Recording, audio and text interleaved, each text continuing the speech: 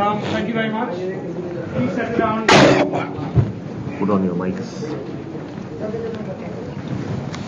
I request Chandra to give you an overview of the year and the quarter, following which we'll take questions as normal. Thank you, Pradipta. Good evening, everyone, and thank you for coming in today. We have had another excellent quarter to round off the fiscal year FY10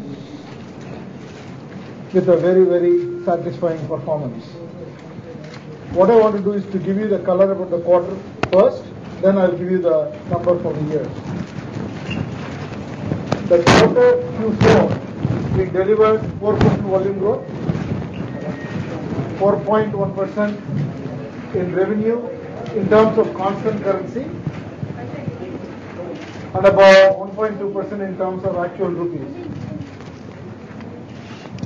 We had excellent improvement in margin both at the operating level and at the net profit level. At the operating level, we had an improvement of 51 basis points to deliver 28% operating margin and 201 basis points at the net profit level. And in terms of the yearly performance, we had a volume growth of 17% and a revenue growth of 8%. The overall net profit grew 33% from FY09 to FY10. From a Q4 basis, year on year, our net profits grew more than 50%. The annual net profit for the year crossed 7,000 crores. And we are also very happy to share that our board has recommended a final dividend of 4 rupees. That will take it to 10 rupees for the year as a whole, and an additional 10 rupees as a special dividend, making it overall 20 rupees per share. The revenues in absolute numbers for the year crossed 30,000 crores, another milestone. So it has been a good year in terms of financial performance. In terms of verticals, on a constant currency basis, all our verticals grew during the quarter. And all our markets also delivered growth overall. In terms of large deals, we won 10 large deals during the quarter, spread across a variety of verticals and also from different markets. We have a very solid platform which we can leverage for future growth. Our cost structure is intact. Our margins are all-time high since our listing in 2004. And we see a tremendous momentum across verticals with a significant momentum in financial services, retail, life sciences, followed by the verticals that are showing recovery, namely telecom, high-tech and manufacturing. And as you know, we announced a large deal with the government in the UK sector which will drive growth even in the government sector going forward. And coming to people, we have had an excellent payout in terms of variable pay during Q2 and Q3, where we paid out 150% of quarterly variable. In Q4 this quarter, we are making a quarterly variable payout of 125%. And in terms of salary increases for India-based employees, at a base level it's about 10%, but including promotions it's about 13% is the payout. For all developed markets, the increase is between 2 to 4%, and some of the emerging markets it's 2 to 10%. So across the board it has been satisfying financially for people-wise, in terms of deals, in terms of the customer sat, etc., and we see a great momentum. Looking forward to the future. With those, I think we'll open up for questions. Suvina. A couple of questions. One, of course, would like you to break up the margins for us, and what kind of, are you expecting a dip going forward, because this is great, but the kind of pressure that is coming in from rupee. Also, I would like to know what kind of incremental growth from which verticals or which space has this quarter witnessed. And also on the wage hikes, Ajoy, the kind of, you're talking about attrition, isn't that sort of, net basis, what kind of add-ons are we looking at? 30,000 is a big number, but how many really will add on to the list? Okay, the first question on this margin breaking up.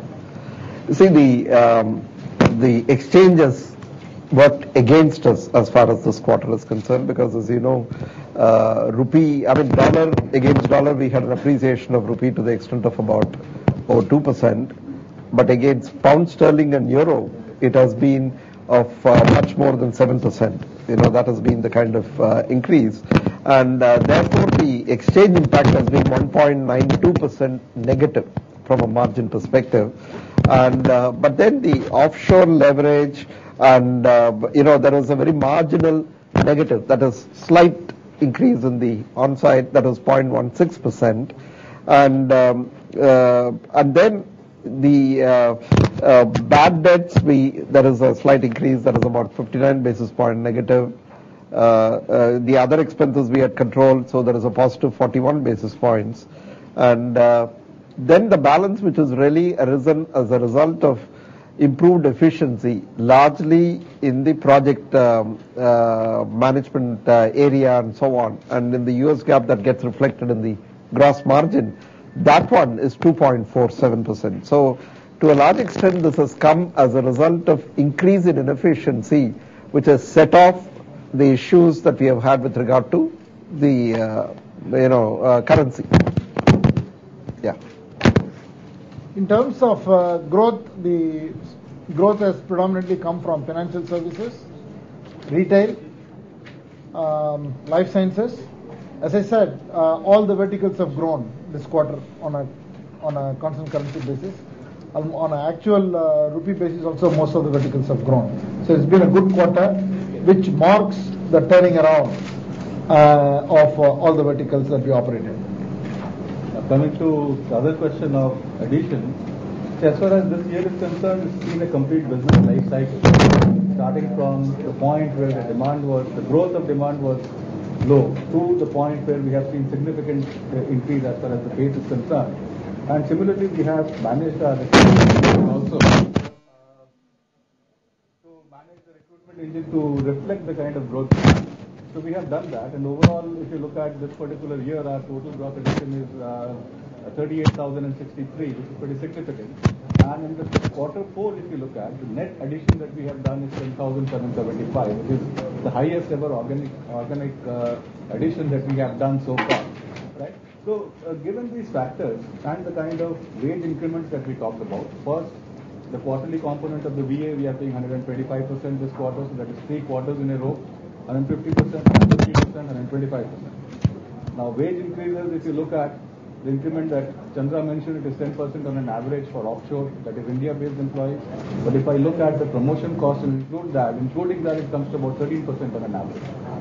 For overseas, 2 to 4% for major markets, and 2 to 10% for emerging markets. Right? So these are the various things that we are doing, and these will definitely help us in meeting our employee expectations and also to control the attrition. Now coming to the net addition, as far as this year is concerned, it has been more than 16,600. So that's the net addition that we have done in this financial year itself. And going forward, I think we will be continuing the way the demand forecast that we have. We will continue with that kind of growth, with that kind of net additions. And maybe the campus recruitment and the announcement that we had done was 30,000 is what we have said so far, gross addition. But as we go forward, right, as the demand picks up, we always have the option of doing off-campus drive and doing more laterals, increasing the proportion of that to take care of our requirements. The numbers you gave are quarter on quarter or year on year? Quarter on quarter. Rohan. Okay, congrats to the entire team of TCS for this stellar performance. What is the total number of client adds that's not given in the This quarter we added 39 new clients. 39. We talk about how many of them maybe go from Europe and US? I think the client addition has come very distributed. The good thing is that the traction is happening across the board. US, UK, Europe. In all three markets, we've added clients. Also, the emerging markets is picking up momentum. So I think my comment to you would be that it's broad-based, and we have seen growth as well as client additions across verticals and markets. In the future, there is a large utilities of power and energy sort of company in the energy sector in the continental Europe. I'm not saying country name, but continental Europe, which is given like a very large IT tender over $1 billion per. Which could be a game changer as far as the Europe market is concerned with vis-a-vis Indian vendors. Could you talk about anything as to maybe looking at any kind of deal from there in the future? See, we don't talk about specific opportunity or a client, but all I would say is that the energy and utilities is a very important market for us, and we have significant presence in the UK as well as some parts of continental Europe. And we also have significant wins in the APDRP program in India, which already been announced in the market. We also have had wins in North America in the utilities and energy market. So overall, it's a very important vertical, and we will participate in the growth opportunity. Last question from my side to Ajoy. Ajoy, as far as the salary is concerned, the wage hikes is pretty aggressive. Going forward, is this going to have how much of an increased impact will this have? Increased impact, the total impact, see the total impact if I look at as far as my increment as well as promotion cost is concerned, all put together, both for India and overseas, my total spend is going to be around $193 million. A little under 200. Little under $200 million. So that's the kind of spend that we will have on this. And he's comfortable with it. And Maha is comfortable, yes. What's the impact on the operating profit margin? You see, from an operating margin perspective, definitely the wage hike and the currency both are headwinds, at least in near term. Okay, next question will become. Okay, taking from that one particular question, are there other levers that you will be utilizing to control margins? Like you said, margins are at an all-time high. As we enter into the next year, what are the levers that we'll be utilizing right now? You see, we have said that repeatedly, that we are very focused on margin. We have maintained enormous pricing discipline. Even this quarter, our pricing has been flat. In fact, it's been a few basis points up. So we will continue to exercise a lot of caution pricing. And I think Maha said it in his earlier comment.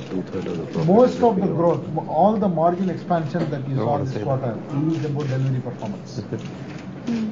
We have improved the operating margin in US GAAP by 39 basis points this quarter, overcoming the headwind of currency. We have lost about 3.1% of revenue due to currency. So we have been able to overcome that and still deliver a 39 basis point improvement in gross margin in US GAAP. And that basically shows the execution rigor that we have brought in and the productivity that we have brought in. And we will continue to improve our execution rigor. And most of our investments in the emerging markets are beginning to attain scale. So we will push the margins in those as well. And we'll continue to look at offshore leverage.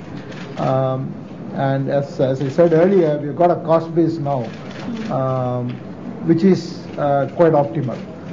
We brought down our SG&A over a period of time.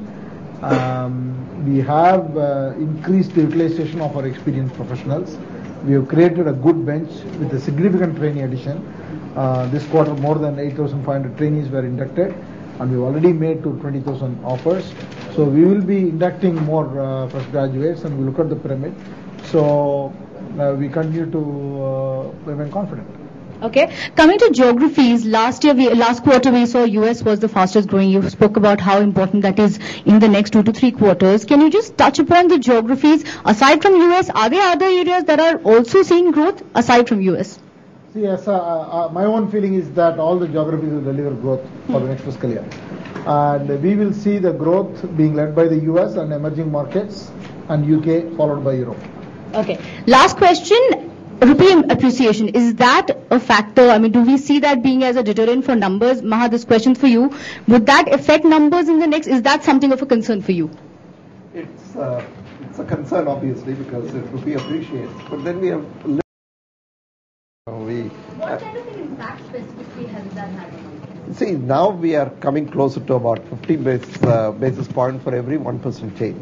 That's what we are, because especially when it appreciates, because all our expenses are in Indian rupees. So to that extent it is, and this is something that we need to monitor. But I want to just point out one thing, that we had significant rupee appreciation. You know, we all focus on dollars, but actually the non-dollar currency, which is pound and euro, you know, just to give you a picture, 50% of our, as compared to US dollar revenue, half of that is UK and Europe, but the impact that we had this quarter was the same as in United States, mainly because there has been much of a change.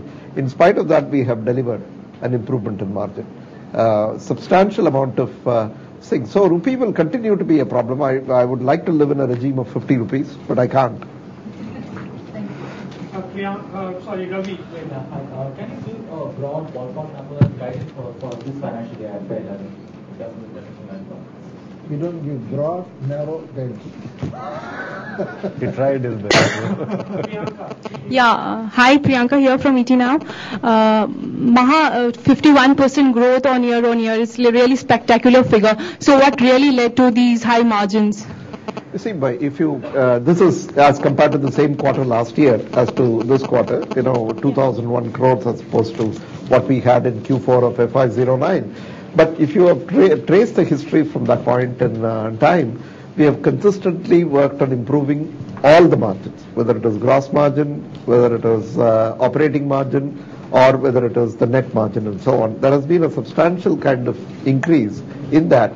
Of course, we had some amount of foreign exchange loss last year, which added to that, but disregarding that, because that's not a huge impact. That's an impact, but it's not a huge impact. We have, it's a total improvement in efficiency in the organization.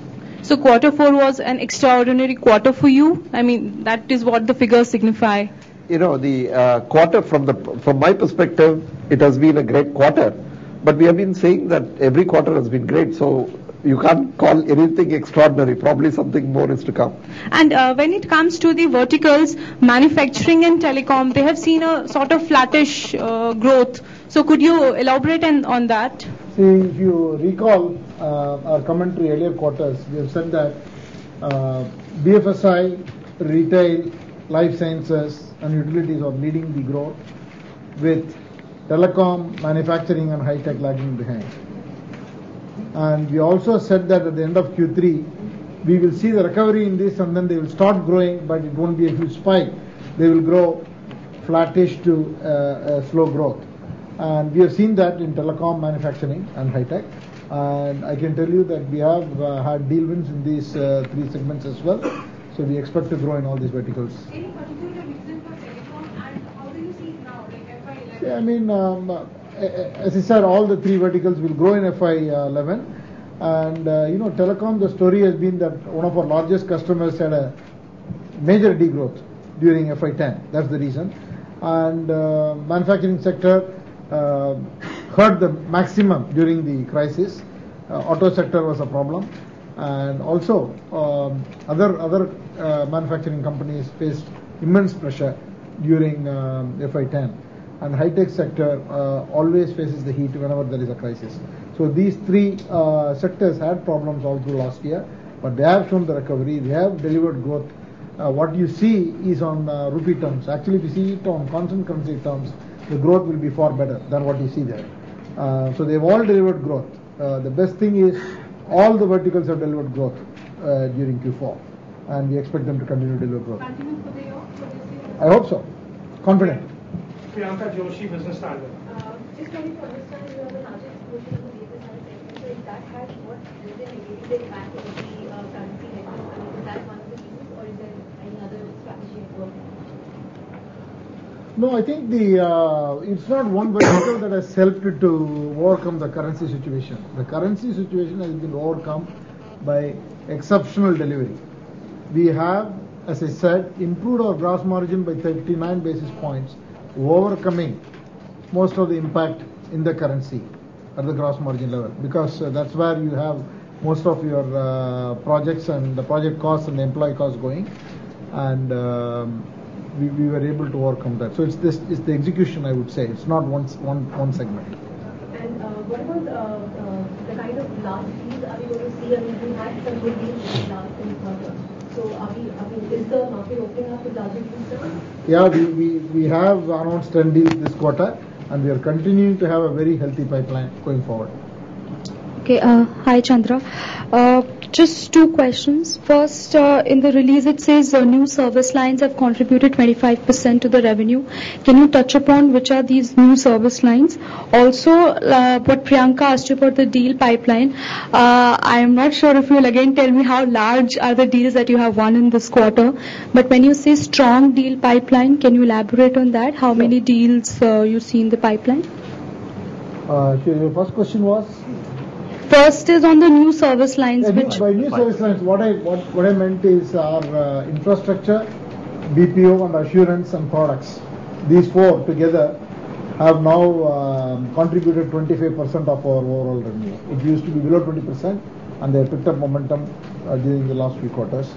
That's what we have said there.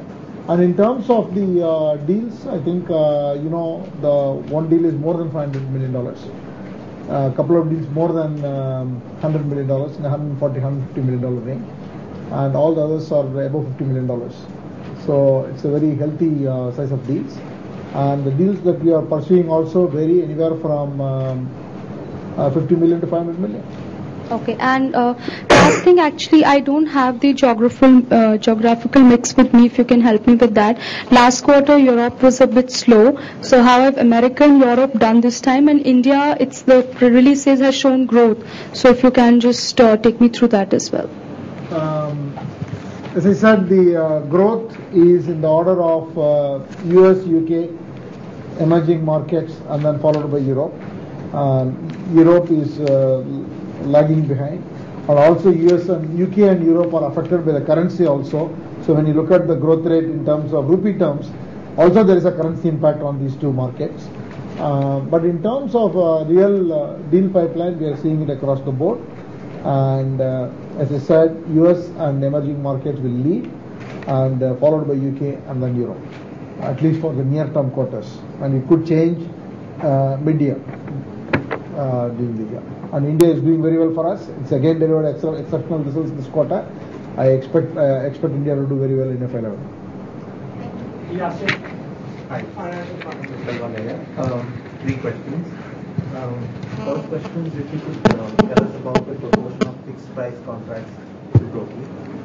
Second question is with respect to the wage hikes. Ajoy, you spoke about 150, 150 and 125. So do you expect further deceleration in that variable component going forward? And third question is with respect to your hedging policy. What percentage of your revenue are you hedging? You had something about 115%, I think, of your estimated Q4 revenue hedged. Given what your outlook on the rupee is, with respect to the pound and euro and dollar, what's your hedging policy? Thanks. First question on this time and material fixed price. This quarter, our time and material was 51.3%, and our fixed price was for 48.7%. So there has been a marginal change. In fact, we have found that time and material has come down by about 70 basis points. Not a very, very big change and so on, but there has been a marginal change. For the year as a whole, We have always said we would be somewhere in the 50% mark for both of that. For a year as a whole, it was 52.2% and 47.8% was a fixed price. 52.2 was the time and material and so on. Since you have asked the question on hedging, I'll answer that before I leave it to Ajoy. You see, the hedging one is something where we take it for the purpose of delivering a certain value. We have 500 million hedges, but that's not really material from point of view. We will keep looking at what we need to do and take a decision and then go ahead. We don't take a call. We want to protect a number and we'll protect that number. From a variable point of view, it's not the deceleration. What you have to understand is what we are paying out is there is a potential amount. Let's say the potential is 100. What we are paying out is 125. So it is 1.25 times the potential amount. The previous 2 quarters we have done 150%, that is right. But still what we are giving out is more than 100%. And it primarily depends on what kind of business results are we achieving. So it is an incentive scheme. So as we achieve better business results, even in the year going forward, which is FY11, as and when we achieve better business results, our associates will be rewarded in the same manner as we have been doing in the past. So it's a question of what kind of business results that you deliver. If I may add to what Ajoy has said, the important thing is, apart from whatever we have announced, we will continue to look at our performance, and if we do better than what we project, definitely there will be an additional QVA. So it really drives a performance culture in the company. So this is calculated based on EVA as opposed to the financial numbers which you put out, because I mean it is totally based on our EVA and margins that we deliver, and we've got an internal formula which we use. Which is a group and the company. So it's not only based on an individual, it's also based on the company. Sir, this question for Maha, could you give us a color on the operating margins this quarter versus the previous quarter and the same period last year? And one question for Ajay, the wage hikes that you spoke about is effective when, and when do you think the impact of that on your margins will be revealed, in which quarter? If you could give us a timeline when it was implemented and when it would be realized on your books. Yeah. Okay. No, operating margin, Kiran, I've already given that. I don't want to go back to the previous quarter because whatever I give is changed from the previous quarter. As I said, as far as if you could repeat that one, sir. Huh? If you could repeat that. Okay. Sorry for that. Essentially this is quarter on quarter that you look at. This quarter we got impacted by, we had the operating margin of 27.3 last quarter. We have got 27.5 this quarter, so that 20 basis point improvement. And the previous quarter was close to about 25.8. So that's how we moved. 26.3 in the previous quarter. So this quarter the exchange rate had a negative impact of 1.92%. Last quarter it was 1.67%. And offshore leverage, as I said, there was a negative impact of 16 basis point. Last time we pushed a little more offshore, so there was a 17 basis point improvement. And the productivity improvements were 2.47% this time. Last time was 2.17%. So balance, you can take the balancing figure. So 26.3% is the same period last year, is it? Last quarter. Last quarter. Yeah, so 27.3 is what then? 27.3 was Q2. Yeah. Q3 was 26.3 was Q2, 27.3 was Q3, and 27.5 is this quarter. You won't be able to give the same period last year? No. Karen, we take it offline. Okay, from a wage hike point of view, I think there's a question, let me answer that. See, our wage hikes are dependent on individual performances, right? And performance of the company, performance of the business unit. So if you look at TCS, the kind of numbers that we are talking about is about 110, 120,000 people confirmed for whom the performance appraisal had to be done. So you can imagine the kind of scale. I don't believe there is any other organization which can match that kind of capacity to do that performance appraisal for everyone in time. And as far as the wage hikes are concerned, the normal regular increment of 10% that I said on an average, that is on an average that I am saying. But if you look at individually, the range is much wider. And that will be effective from 1st of April itself. And the letters should be going out to our employees very soon, maybe early next week. They would be getting the letters. And as far as the promotion-related increment cost is concerned, that comes in Q2. That is our normal way of doing that. The appraisal for more than 125 to 130,000 people across 40 countries, all completed on 31st March, and evaluation complete. To answer your question.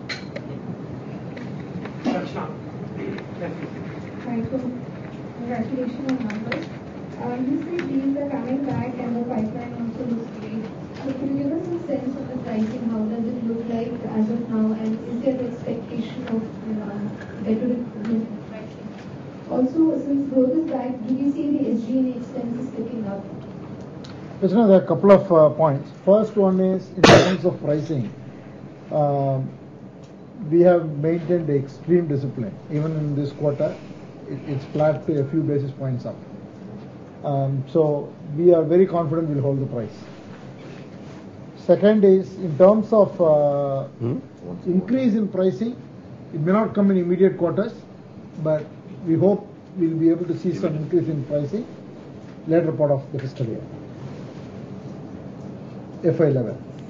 Then in terms of SG&A expenses, while we have managed to bring the SG&A overall, we have not cut down anything to do with investments for the future, whether it is capability building or in terms of sales in a new service or a new market.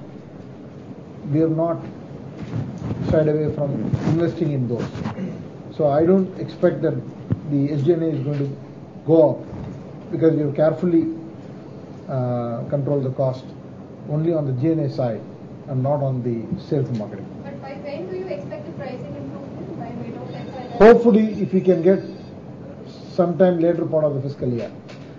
Today I cannot give you any indication, but I hope that it will come towards the end of the fiscal year, later part of the fiscal year.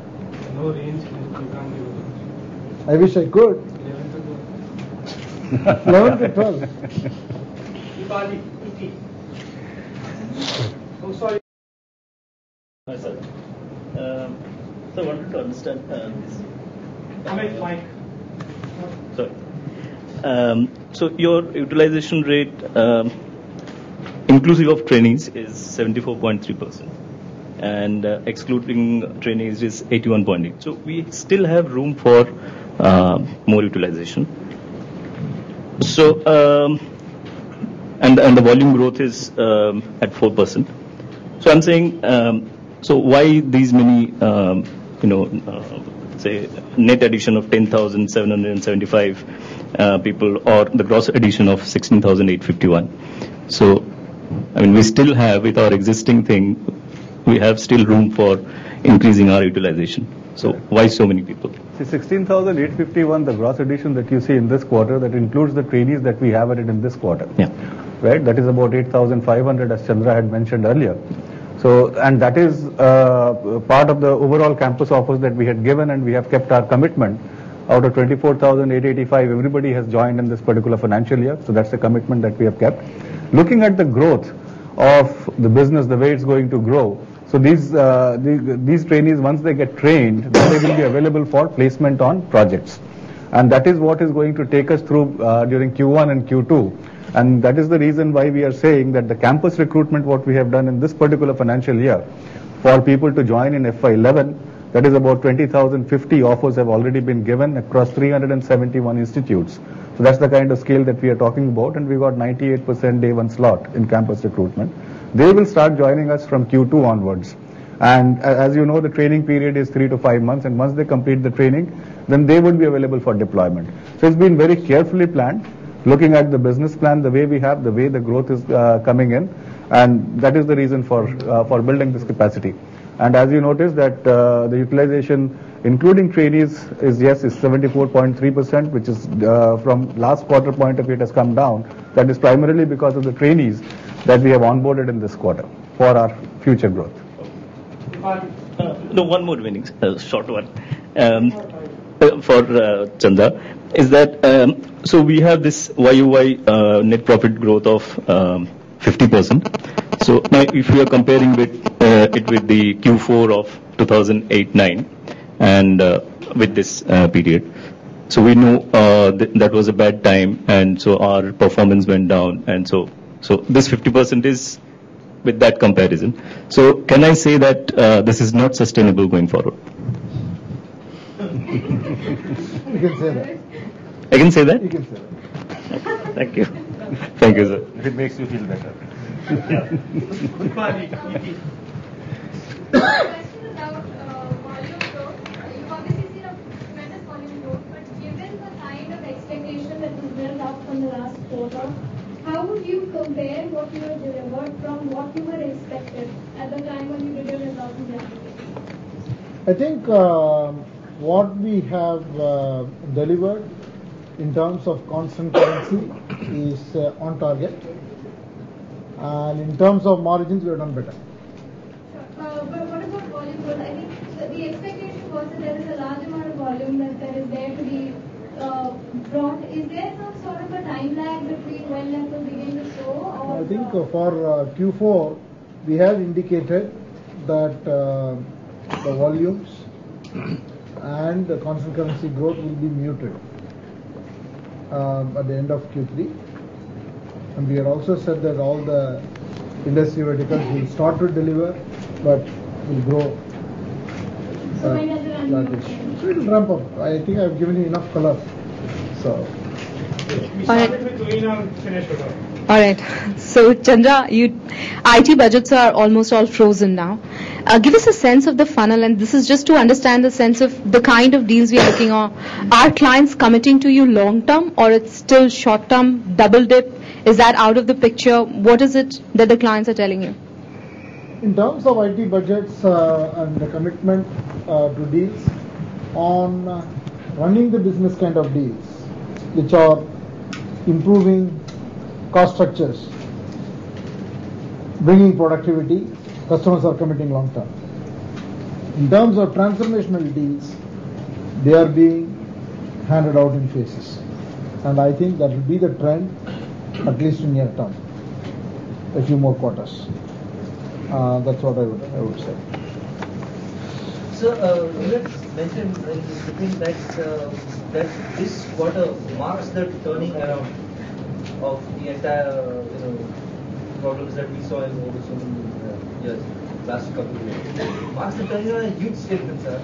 So, from our point of view, I don't want to comment whether it will be a double dip or square root or whatever, because I can't really predict the economic cycle and what's going to happen because still there are a lot of issues in the world, around the world, and there are countries facing problems. So I will not be able to say whether there will be a second dip or not. But what I would say though is, first time when the problem occurred, customers were in a state of shock. But this time, customers understand how to go about it. So the recovery is only from our point of view. It's not from the economic cycle point of view. Because our services and business model is part of the solution. Okay. So that's the distinction I want to make. I am not going to say there is not going to be a double dip or there is going to be a double dip. So in that context, for you, it is a turning around. For us, the turning around primarily means that last quarter we saw most of our verticals either were flat or grew. Even our worst verticals were flattish last quarter. We said that we would like all of them to deliver growth in Q4, and they did.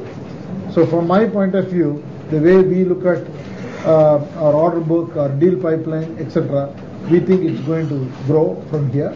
But some of those verticals will be very narrow slope. Okay, there won't be steep. And that's all I can say. I can't really say about double and triple dips. Bloomberg has a question. I went to this $1 billion deal. Is it the UK government pension deal? Yes, it is. And so, what growth are you looking at from the outsourcing business? What growth are you looking at, and what is the growth in the last quarter? See, from our point of view, our business model is about outsourcing. So I don't know how you count that. Most of our revenues will come from application outsourcing and infrastructure outsourcing. We don't do outsourcing in the sense of taking assets in our books, and our strategy currently is to stay away from that. Thank you very much, ladies and gentlemen. Join us for a cup of tea, television channels.